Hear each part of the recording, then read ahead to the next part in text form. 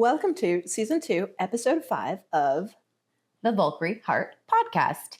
Today's episode, we are talking about what literally every woman in fire faces. Maybe not the Madonna-Whore Sigmund Freud complex entirely, but sexism, discrimination, defined, be this, not that, and not just the stories, but how we've found our way through it. Let's get to it. Have you ever heard Kelly Clarkson's song, You Can't Win? No, I haven't. Oh my gosh. You listen to that song and it's almost like, is it Christina Ferreira? America Ferreira, her dialogue in the Barbie movie. But it basically talks about how, like, in life, sometimes you really feel like you cannot win. And I think there's almost no better song than that to illustrate oftentimes how we feel being women in fire. Because we're placed so often in situations or find ourselves in situations where it's like, come on, bro. Really? And I was reminded of this week and thought it would be interesting to talk about in light of an Instagram post that I found. Oh God. And sent, it was fascinating. So there's a woman called the Feminist Fire Chief. Okay. I will make sure we get that right. But she is a woman who went through the fire service, became a fire chief, retired, and now coaches female firefighters essentially on like how to get through. That's good for her. That's awesome. It's really great. She's super cool. But she had this post that really stood out to me called the Madonna-Whore complex. Okay. And it's this concept that was originally termed by Sigmund Freud, who, we take and leave Sigmund Freud. We're selective. Not everything's right, but also, But this one was a really interesting point on how women are often categorized in two polar opposite ways, but it's in an extreme where there's no middle ground. There's no ground to be a complete whole person instead of it's just one or the other. So Madonna-Whore complex. Whore as in W-H-O-R-E? Yes. Okay. So the Madonna is seen as being pure, respectable, nurturing, competent, and worthy of protection and respect. So Madonna, Madonna. Yeah. Well, I'm pretty sure he was talking about Jesus' mother, Madonna. Oh. Not superstar I wasn't going to question too much about it. I was just going to take it. But yeah, okay. I follow. Oh, that's really funny. And then the whore, which is, sexually available, attention-seeking, manipulative, less deserving of respect. So, it isn't this, we're all put into these categories universally. It was just his thought that oftentimes men do categorize women in this way.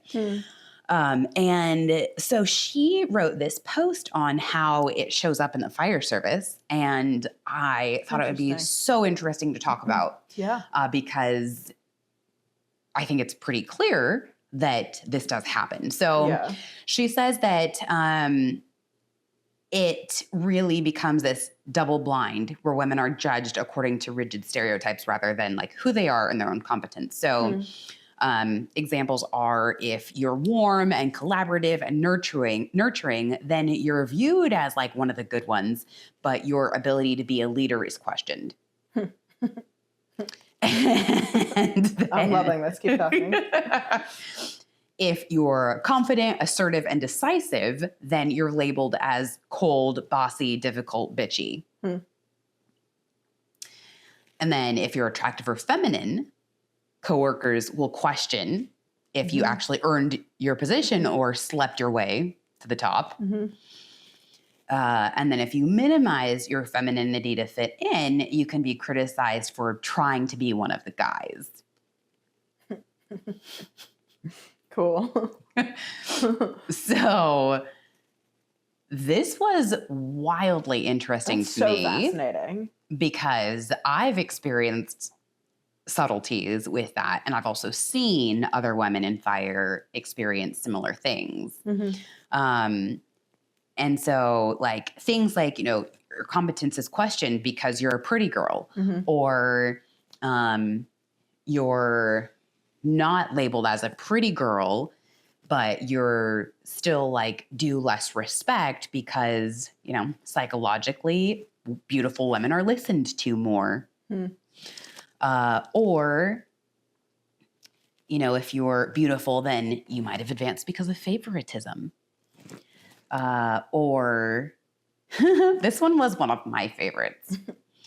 Receiving praise when she is supportive, but criticism when she gives the same direct feedback to a male coworker. Interesting. Okay.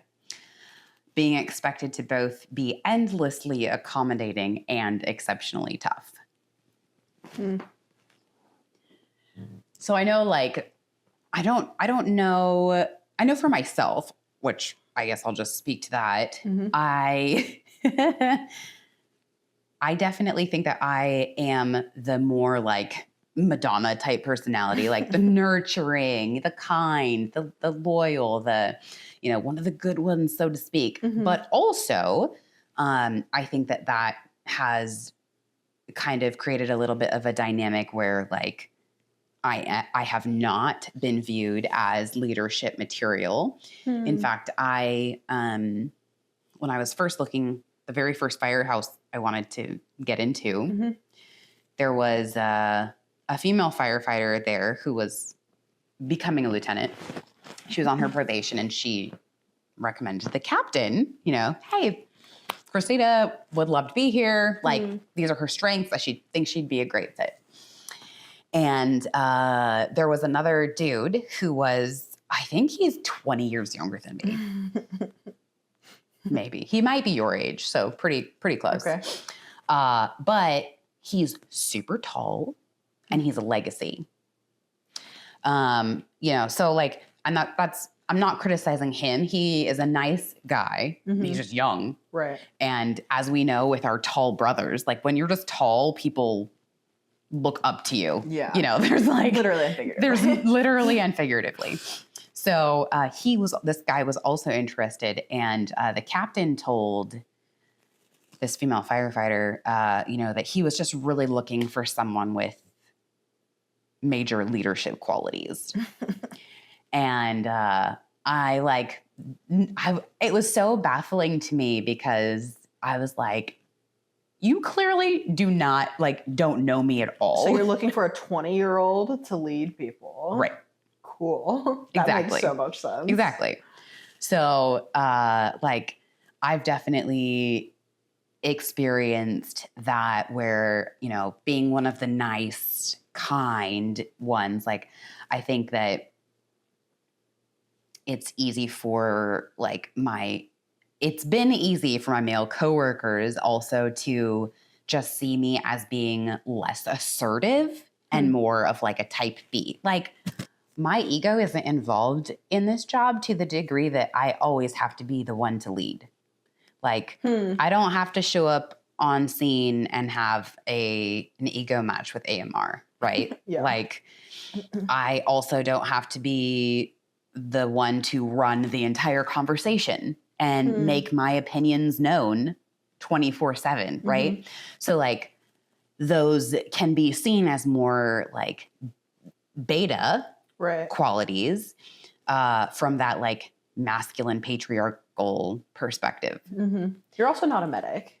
I'm also not a medic, yeah. Right, yeah. So, but like I've even heard stories, you know, friends of mine who are medic and they just feel like they have to be so overly assertive because otherwise the dudes just like try to take the scene from them or try to take, you know, them being PIC away, which is ridiculous. So anyway, that's what I've had with my experience. But I'm curious with yours because, you know, I came in not knowing the difference between an engine and a truck. Like there is a lot of learning that I had to do in the career early on.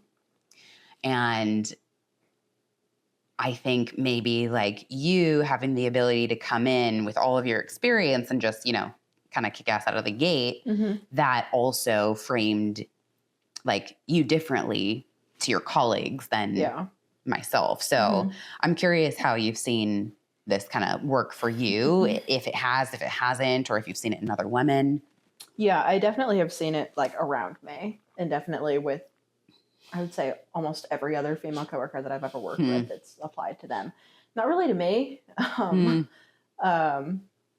I'm not quite sure why. I think back when I was like a student and when I was first coming up, it was pretty easy to just walk all over me because I was super timid and like, just trying to do my thing. But as I've just gotten further along in my career, it's well, I would say it's even less of an issue for me because I identify as queer, right?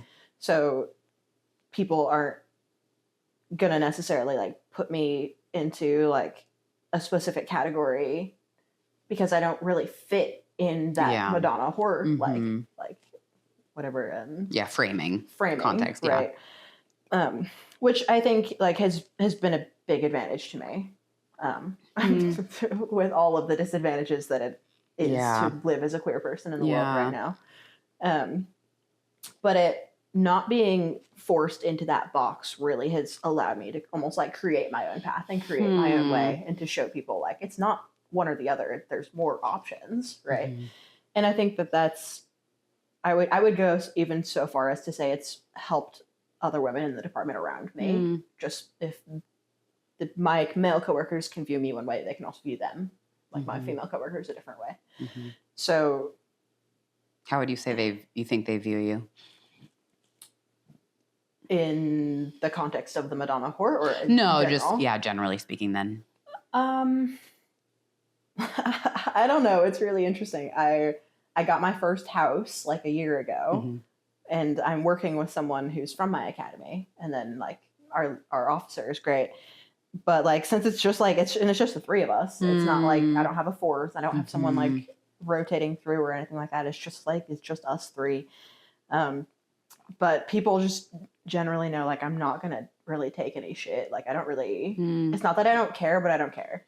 But I also care because like I am going to always do my best, and I am not afraid to speak up, and I'm not afraid to stand up. Like, when do you think that shifted for you from like your early years to now? Because that's a big. It was a big thing. That's a big shift. Honestly, I think I learned a lot in medic school, like of how to like this is your time to like stand up and like be assertive. Speak your mind. Like this is your scene, My FTO when I was going through medic school, such a cool guy. Like scariest guy in the department.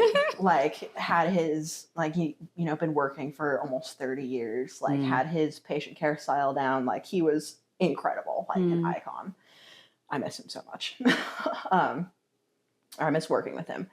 But he during out like the FTO process, he like day one, I walk in and I'm like, hey Jones, like I'm up on my protocols, like I'm ready. How do you want this to work and all this? And he was just like, Natalie, I know you're up on your protocols and I know you're probably fine. So just like, let's just go run some calls and I'm just going to let you do everything. Like, I just want to see you. Like, he was like, you're fine. You can recite those protocols to me front and back. And I was like, okay. So like, that was really unnerving because then it was just like, literally like we showed up. He like never said a word. Oh, wow. It was always just, he would stand in the back and like, he would let me do my thing, but also gave me enough rope to hang myself for if things went wrong.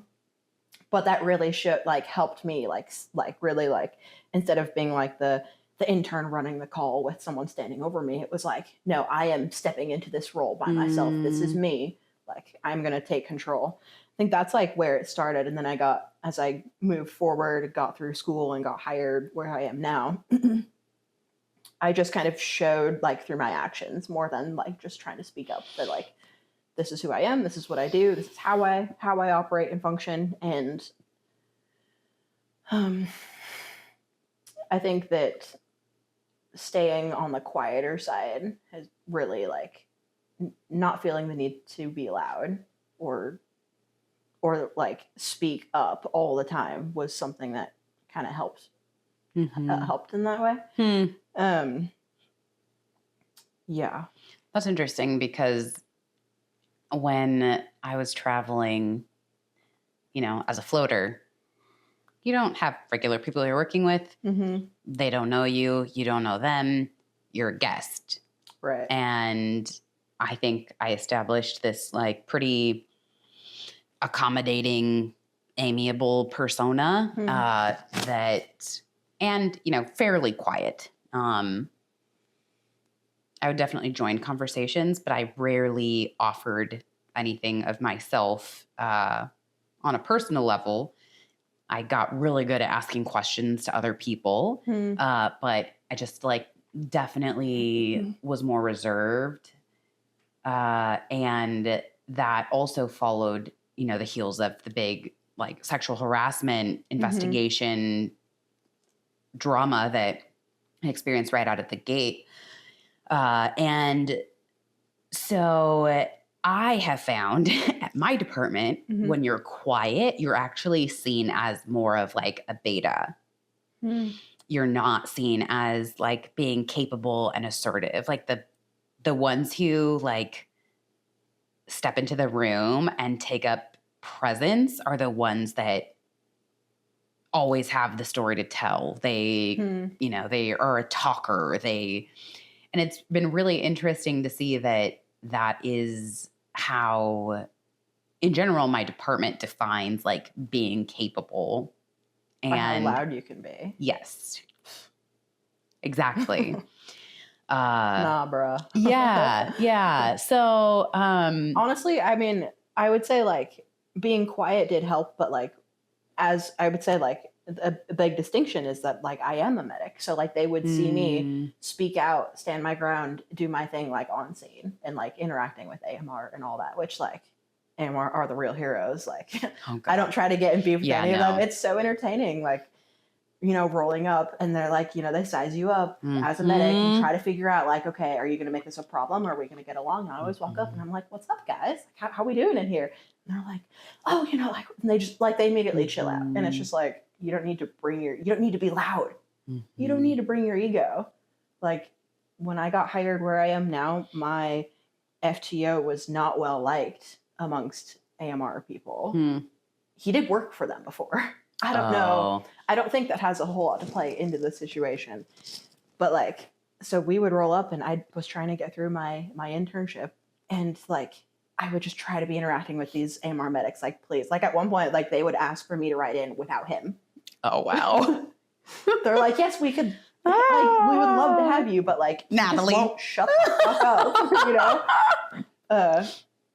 So they were able to see snippets of that just through my patient care style and everything. But you didn't really get the chance to do that because you were just an EMT, not just your patch is just as big as ours. You're an EMT. Our patch is as big as yours. That's hilarious. It's true. I love being a sidekick. Sidekick all day. It's great. Yeah, you don't have to ask any questions or anything. Seriously, though, it's so fun. My partner is bilingual at work. And anytime we get like a Hispanic patient or a patient who speaks Spanish, I just like push him across. I'm like, here you go. This is all you. I'm just going to stand back here. I love being a sidekick every now and then. It feels so great. And then I just get to like not pay attention really because they're just going to talk for 5 minutes. And then he gives a hand off to AMR. I love the EMTs. I definitely have seen it with other women too. You know, like there's like the woman who is, who's pretty but tiny. Like there's always that question of, well, can she do the job? Or women who are very assertive and commanding that I respect. Like I think they're badasses. And, you know, the dudes are like, oh yeah, she's definitely had some run-ins, or, you know, she stands up for herself and doesn't take, you know, schlack, and she's difficult to work with. There's a woman that like I know closely who she's awesome, but no, she's not going to just let you walk all over her. Yeah. I'm sorry if that hurts your feelings. And so it's so interesting that like, yes, they expect women in fire to be like, you have to be this strong badass, but at the same time, God forbid you speak up too much. God forbid you make your voice known. So like for me, finally getting into my station, I was really shocked when I felt myself like shedding layers of myself and just like who I am. You're in such close quarters. Yeah.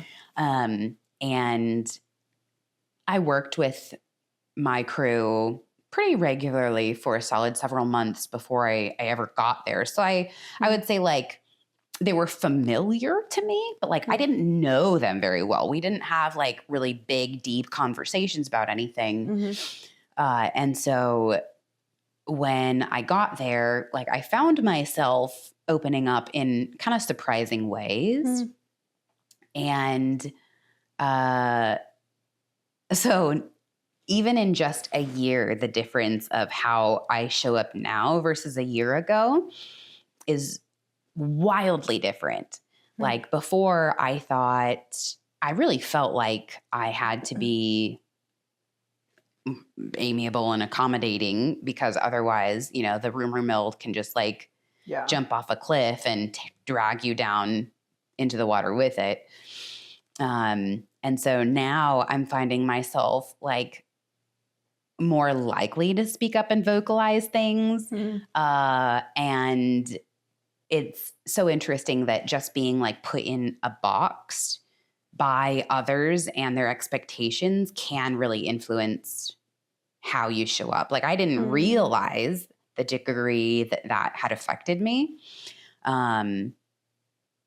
That like other people just seeing me as more of a beta affected me a lot. And so now it just astonishes me that like the things that I say or the quips that I have, like it wasn't even like I was suppressing them before. They just weren't there. Right. And so like having a normal, regular crew that you're supported by and that doesn't expect you, they expect you to be this more of a whole, complete person, right? Like maybe one day you are more outspoken and cranky, but that one day doesn't define you for the rest of your career. And I felt like initially who I was in this job, like had less fluidity, meaning like if I showed up this way this one day, someone would speak badly about that for forever. And that's how I would be defined as. And as a floater, like that's the snapshots are all that people have of you. Yeah. It's amazing how much you can grow out of your shell when you're not floating.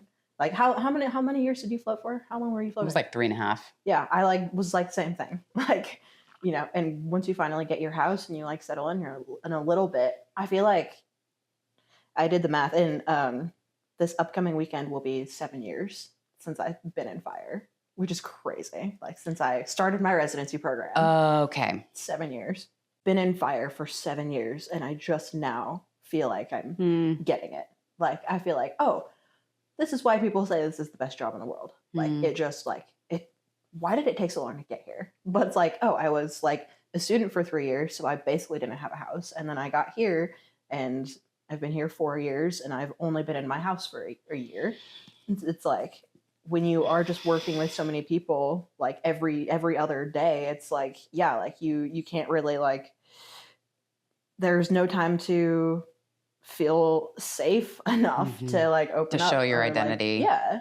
I think also being young though plays a huge part because you are learning yourself and getting to know yourself. And while I think you've probably had a more like a solid knowing of yourself, I think, than the average person at your age, like you're still growing so much in your 20s as a person.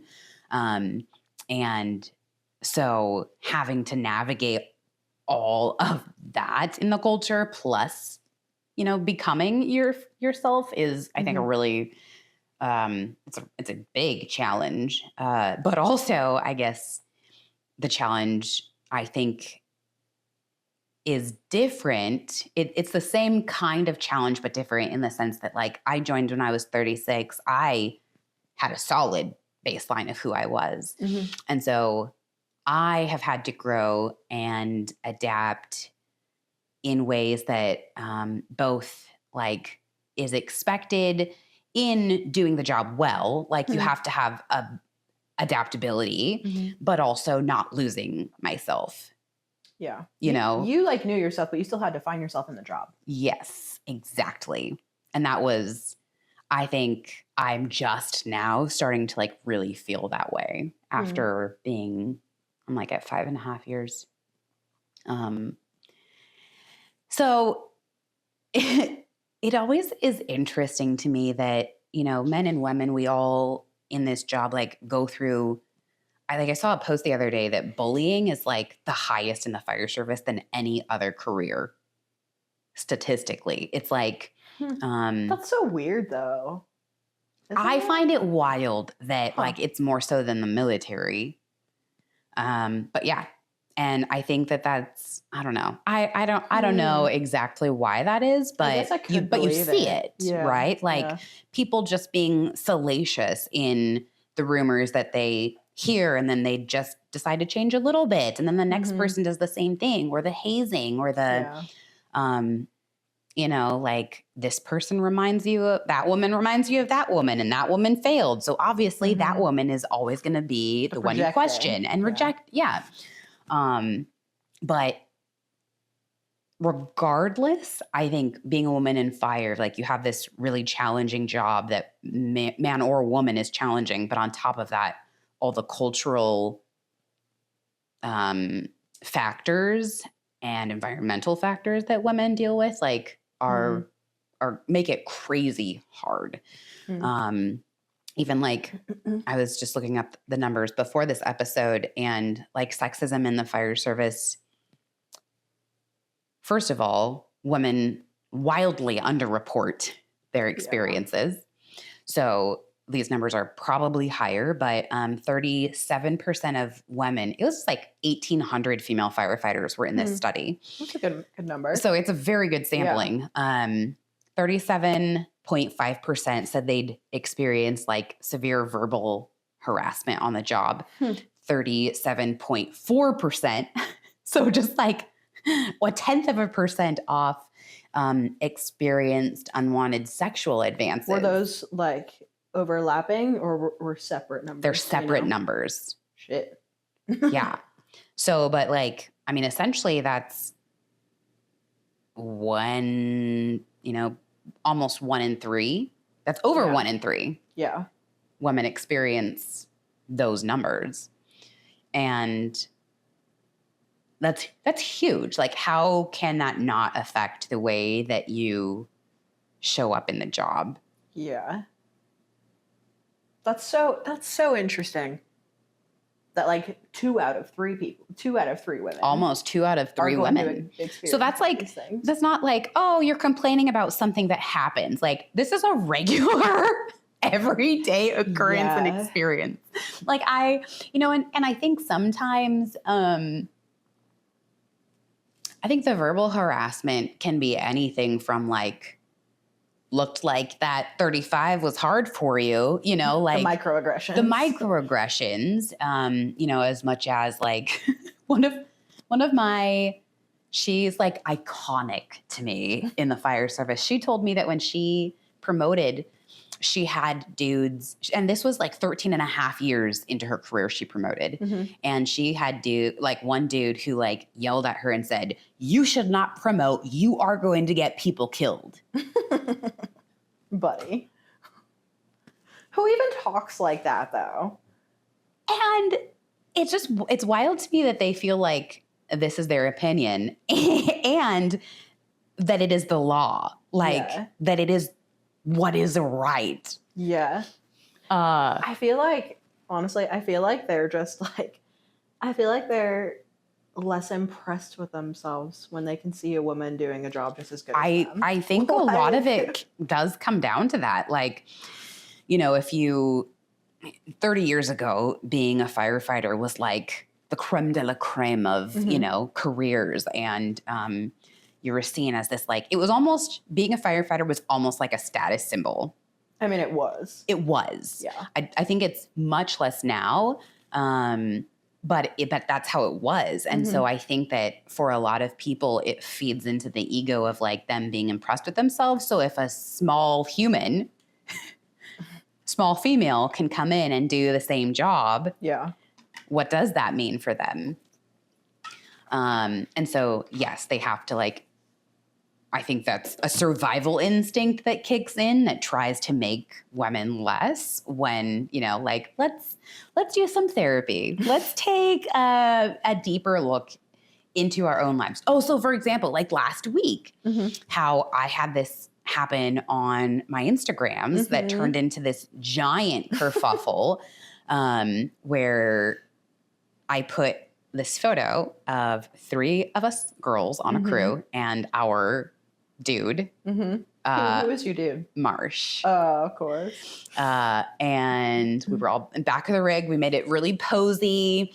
And because Marsh has been the only dude on a crew of 3 women in the past, we've made it this running joke that men can be firefighters too.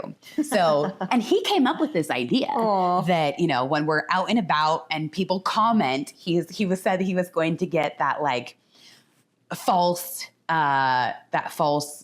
indignation and say like, men can be firefighters too. Like this was his idea. That's really funny. I love that so much. So I love that. We like took this picture. I captioned it that. It was very simple. The people who follow me generally like love my stuff. So it became a popular post. And I think as posts are seen more and more by several people, they get suggested content, right? Right. So I don't know, like the algorithm. Yeah. 5 days go by and I noticed someone commented on my post to another comment and I had never seen the comment. So I was like, what is this about?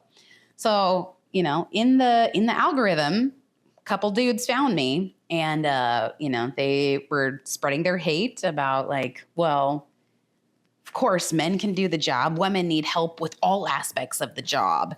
And like, okay, boomer. Literally. From that to like your worthless DEI hires. And I fully expect that as, our like brand and mission grows, like we're going to have the haters. I am a female firefighter and, I recognize that I'm not to like your typical dude in fire. They don't want to exemplify me. Like I'm not what they are after. Right. So like I face hurdles in spreading the message because I can't be a popular dude firefighter. But I just expect that, if the administration is the way it is, if the fire service is patriarchal, male dominated, like I'm going to get hate. And so honestly, like I found it wildly entertaining that like, I'm glad you laughed about it. I found it initially wildly entertaining that, these people, these internet, troll people, they just feel like they can say anything and it's not to your face. They're not going to get any flack. And, Marsh in the photo, the dude in the photo, he like kind of came to our defense and I saw him a couple days later and I was like, he was still indignant. And I was like, dude, you like, I understand where you're coming from because like, if you, as my sister had put up that comment and this, dude says the same thing, I'd be like, you need to F off, bro. Yeah. But like, because of, I don't know if it's like being desensitized or just like a reasonable expectation of like, we're not in a false reality. Like this is what it is, right? We see this. I just kind of was like, it didn't bother me. Other things happened following that really bothered me. But it's just like, it's kind of wild how that sexism just continues to be so prevalent, despite the fact that, women in the Portland area have been firefighters for 30 plus years. Yeah. Also, it's Portland. Yeah. Yeah. So, I like almost died of a laughing fit when I saw Marsh's response to that guy, because the way it was so targeted was like, I could just imagine that guy like on the other side of the screen figuring out, like, just vibrating with rage, getting pent up. It was so perfect. Like, I wanted to kiss that man. He was brilliant. And it is hard. Like, I'm not saying it's not hard, but like, we have to figure out how to navigate it. And when we can't control what these other people do, say, think, feel, so that becomes a challenge when 92 out of the 100 people you work with are men who probably have those perspectives. And I think that's why so many of us like create these identities, or feel like at work we have to have a curated identity that ends up being different from who we are at home. And to a degree, like, also needing to be different at home. Have you found that, like, your work self and your home self is pretty, like, similar, or do you find yourself having to be different at work? I mean, I think we all have to be different at work. Yeah. To, like, how do you think it shows up for you? I think I am more quiet at work, just a little generally.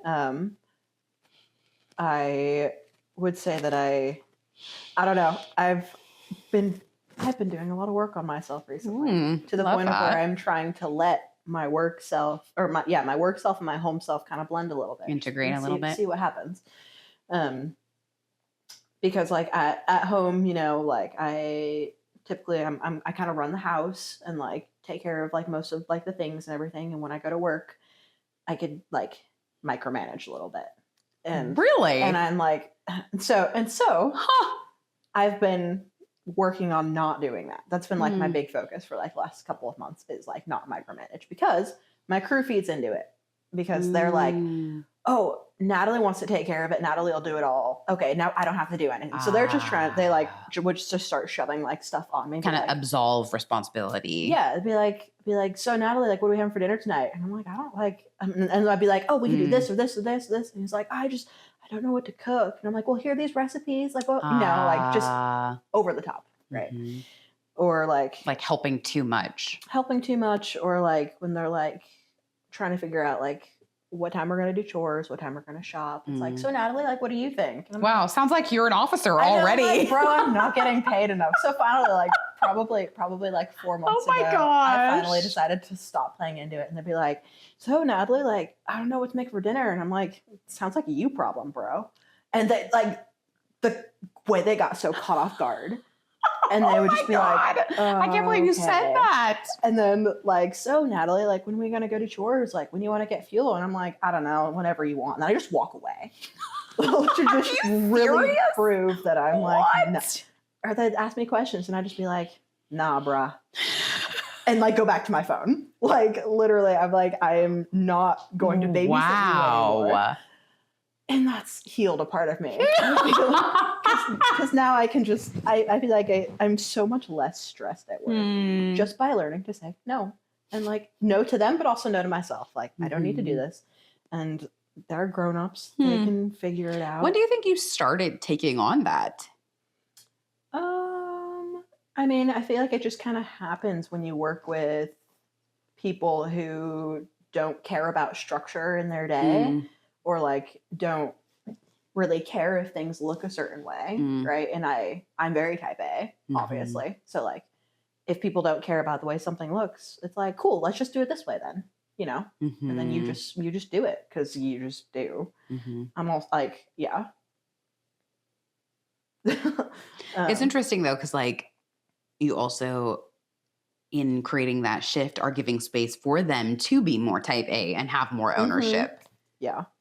And it's also helped me at home. Like, be like, no, this can wait till later. Like, no, I don't need to do this. Or, yeah, I would say that's like the biggest way that I've kind of been working on myself in regards to like home life versus work life. I'm generally much less chill at work than I am at home.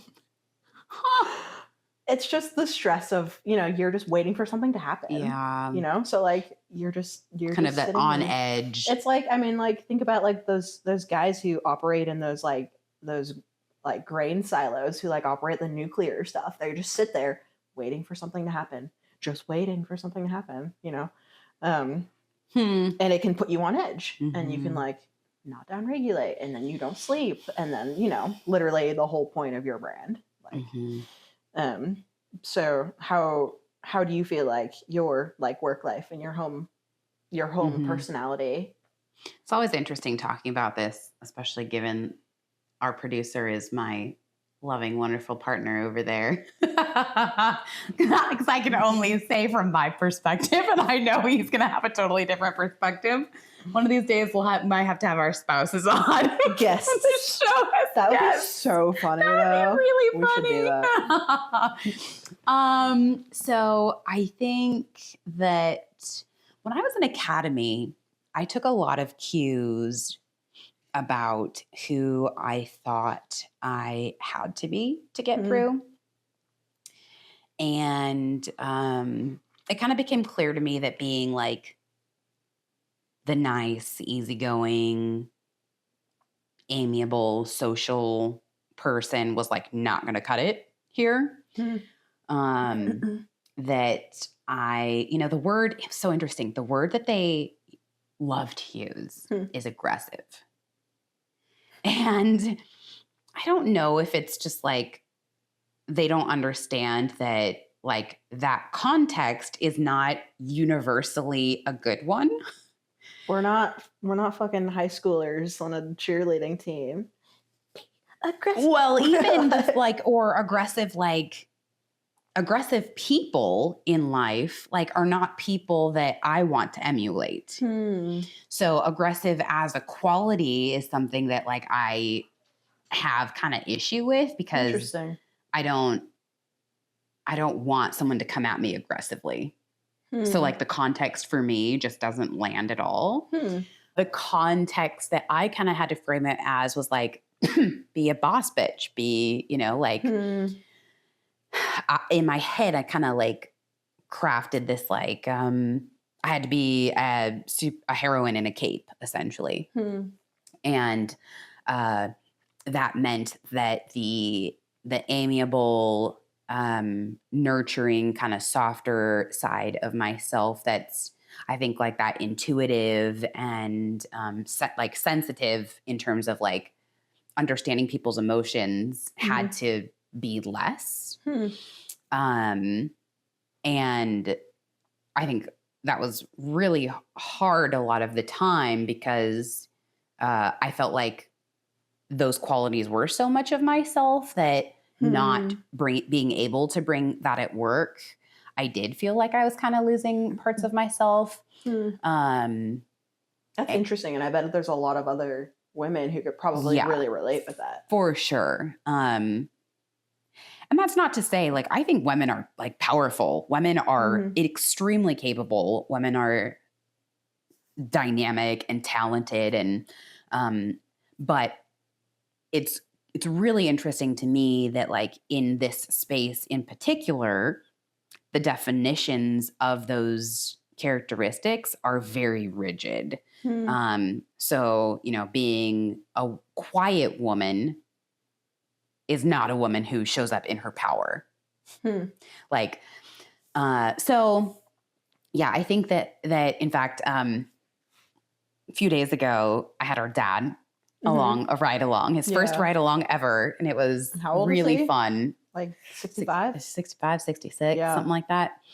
So it was really fun to just like give him a taste of what we actually do every day. And he, at the end of the day, kind of made a remark that it was so it was so almost like weird seeing the kind of like edgy, tough persona that I occupy at work when, you know, our sleep camps are hosted at their house. So the most current version of me at work that they see is like one that is soft and is listening and is, you know, like it's just, he was like, the polarity was so striking. That's so great though. I love that. But also like that really goes to show we get to be both because we are both. We have all of those qualities. It's just interesting that like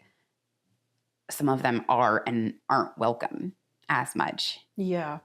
And I think that's with more like people who are safe versus not safe, because now I'm able to be a lot more full and complete. But you know, like when I first got my braids put in, my braids were my cape. Like they were my permission to show up as like I am a super fucking hero today. Like, and I told JD there was a time when I was facing like I felt like I was facing a lot of discrimination and sexism. And I just like, I decided I was going to walk into rooms with my head, like my chin literally high and just kind of like, don't F with me vibe. Because I was so tired of being like seen and treated as less than. Like I've had dudes mansplain to me the freaking Instapot. Oh my God, like, that's so funny. Like, I mean, come on, bro. If like your trad view of women is in the kitchen, how in the hell do you That's so funny. feel the need? So funny. Isn't that ridiculous? So again, but like that, you can't win kind of, you know, context. And I think that that's the growth. We talk a lot about growth. And I think because like you can't face these things and not become a bitter person unless you're willing to grow, unless you're willing to like take a look at yourself and, you know, say, how can this benefit me? Like, how can this bring me more back to my full self? Or how can I be love in this situation? And I think it's been really cool to, in retrospect, look back and see what more of like integrating those qualities are or look like for me, bringing the softer side back to work and then not being afraid of like my at home, like, you know, my partner is more like laid back and just when you grow up really conservative, you know, women are supposed to be like the docile, demure ones. And so like accepting that my the dominant side of myself is just as welcome at home as it is at work. It's just like in balance and in like allowing for it all. And that makes us more true to ourselves. We're not either or, we're like both and, you know? I was thinking about what you were saying when they were talking about like being aggressive and like, it's so fascinating. Like the word shouldn't even really be used. Cause I think about like the different demographics of people that like are going through the academy. And when you use the word aggressive, right, to like men, that could be seen as like a competition. Right. But for like women or like people who are like AFAB, that would lean more towards like a violent thing, like an aggressive thing. Right. And it's like, think about that. Like it takes 2 seconds to think about that and to understand that not everybody wants to be that way, you know? And it's, I've seen a guy put that Instapot pot over an open flame gas oven, like on totally polar opposite from you. Right. What? Like, he doesn't work with us anymore. We'll say that much. But bless his heart. Bless his heart. I would say that like being able to strike that balance between like showing up and being powerful and then like the caring and nurturing side again, I think for me, it's been a little bit easier because I can show my caring side through my patient care style, so that people know, like, oh, they see me at the station and they know that I am tough, that I am powerful, that I'm not going to take shit, that I am going to talk back, right? But then like they see me out there and they're like, oh, I'm interacting very nicely with this person. And like, I care about this person because I do care, and it's okay to do both. And I think that there are even guys who get stuck with trying to figure out that balance of being aggressive and being caring, who are like medics, right? Because they don't want to be seen as like too weak, right? Because then like, oh no, they're going to start talking about that in the same way they talk about the females, right? Well, or like at my department, when you tell someone like, oh my gosh, I totally forgot you're a medic, they're like, oh, that's the greatest compliment ever. I know with wrapping up here, I think that this kind of topic brings us to the possibility of exploring how psychedelics can actually help with that kind of growth, because this is so hard. Like being in the fire service as a woman, trying to grow and be your fullest, greatest self is so hard and so difficult. And I have like, I'm so excited. I have the honor of presenting at Women in Fire. I'm so excited. It's going to be so cool. I am so excited. But so much of what's possible with psychedelic therapy, I think, can directly apply to Women in Fire and the things that we deal with being and bringing ourselves in this job, and helping us kind of break free from the coping mechanisms or the masks or the walls that kind of keep us from being able to do that. I was talking to my officer last year, and I was telling him that, you know, being kind of more of like a chameleon in nature, sometimes I did find it really difficult to be myself in this job. And I didn't feel like, you know, my whole self was really welcome. And he, like, point blank, he's just been a lifesaver. But he's probably the first man in the fire service who I've been able to like really be like truly affected by in a really positive way. But he's like, Dizon. This is how he says my name. Dizon. He's like, Dizon, let me tell you. And he said that like being yourself is actually how you do the job. And like no one has ever like really said that so simply to me before, in a way that like, He's right though. Like being yourself in the job really is the best and the most that you can bring. And if you feel called into the job, like that's what the job needs from you. And so you can do the job by being yourself. And it just like really like blew my mind. Isn't that amazing? Yeah. Because like, I mean, you think about, that just makes me think about like the people that I've seen who have issues at work, or like the men that I work with who like aren't very well liked or whatever. And it's because they're not themselves. They're like too wrapped up in this persona they've created for themselves, instead of just like, bro, just be yourself.